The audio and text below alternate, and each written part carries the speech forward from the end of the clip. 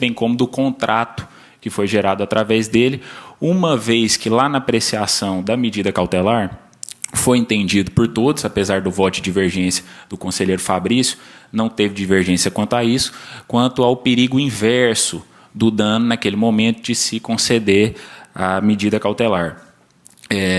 Um ponto de extrema importância é que, e eu até peço licença ao conselheiro Daniel, não sei se ficou claro no relatório dele, esse processo ele foi analisado pela Secretaria de Controle Externo por 3 oportunidades.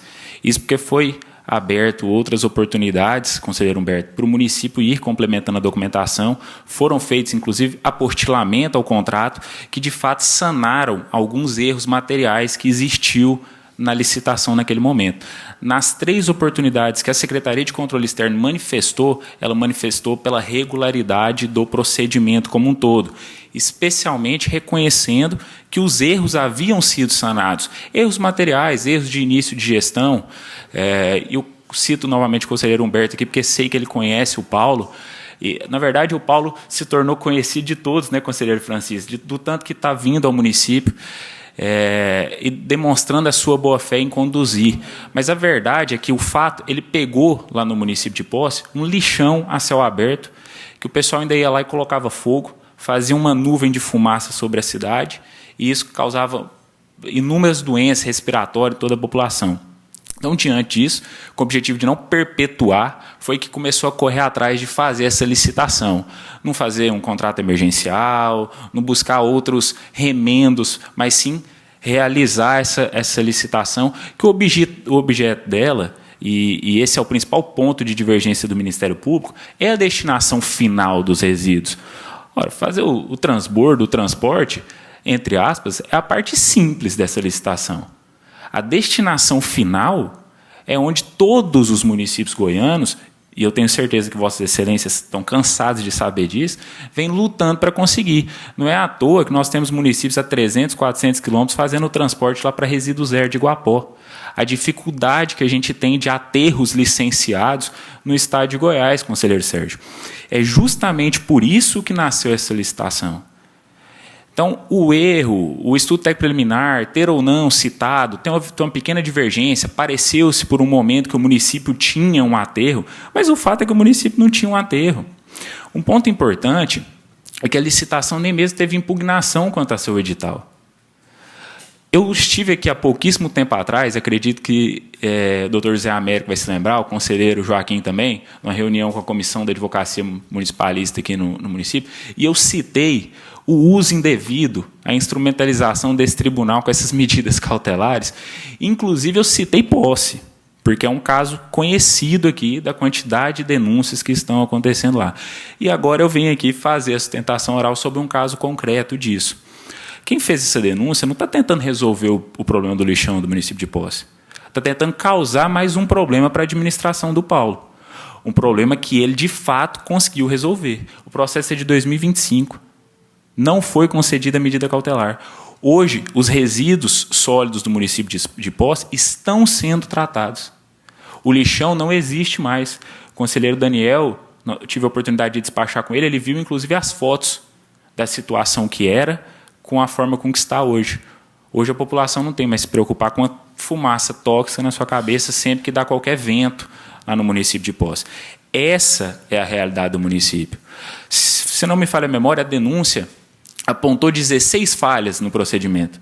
Dessas 16, considerou, inclusive o Ministério Público, sanada em sua maioria, sobrando uma, sobre essa dificuldade, essa questão do direcionamento da licitação, etc. E eu chamo a atenção para esse ponto agora. Olha, essa corte aqui, inclusive, já reconheceu inúmeras vezes. Eu prever no meu edital uma qualificação técnica mais rígida, por si só, não é prova de direcionamento. Até porque o direcionamento eu não posso presumir ele, eu tenho que, de fato, comprovar. Quando a administração pública exige uma qualificação técnica mais robusta, o que ela quer é atender o interesse público. Ela não quer contratar qualquer aventureiro. E olha que engraçado, a qualificação técnica que se questiona é justamente ter o aterro sanitário licenciado para a disposição final. Olha, se eu não tiver um aterro licenciado, eu vou continuar fazendo a destinação no lixão? Talvez eu tiraria do município de Posse e jogo para outro município esse problema? Fica fácil fazer isso, né? E um ponto importante que se extrai da ata da sessão. Participaram 6 empresas. 5 foram inabilitadas. Leonel, isso é uma prova do direcionamento. 3 dessas 5 nem mesmo apresentaram os documentos de habilitação. Uma prova maior que seriam aventureiros. Não sabem fazer uma licitação, a verdade é essa. Uma delas não apresentou a certidão do FGTS, que é uma previsão constitucional, e eu não posso nem abrir diligência para complementar o FGTS. Isso aí também é pacífico. E apenas uma delas que, de fato, não conseguiu apresentar a licença do aterro sanitário. Então, também, teoricamente, a verdade, e eu tive a oportunidade de falar isso com o conselheiro Daniel, é que se hoje essa corte decidisse anular toda essa licitação, reconhecesse que essas falhas, diferente do que prevê, inclusive, a lei de licitações. A lei de licitações fala que eu só chego a anular um certame se, de fato, as falhas forem insanáveis. E nós provamos que não eram insanáveis com os apostilamentos feitos. Então, se eu refazer toda essa licitação, Vossas Excelências decidem que, sim, foi nulo, vamos refazer. Muito dificilmente, extremamente difícil, que o resultado seria outro. Então, eu vou gastar tempo, eu vou gastar recurso, enquanto eu faço outra licitação dessa, que é a mais complicada de toda a administração pública, é de resíduo sólido. Enquanto eu refaço, o que eu vou fazer? Aí eu faço um contrato emergencial com quem? Com o aterro mais próximo. Quem que é o aterro mais próximo? É o Lago de Correntina.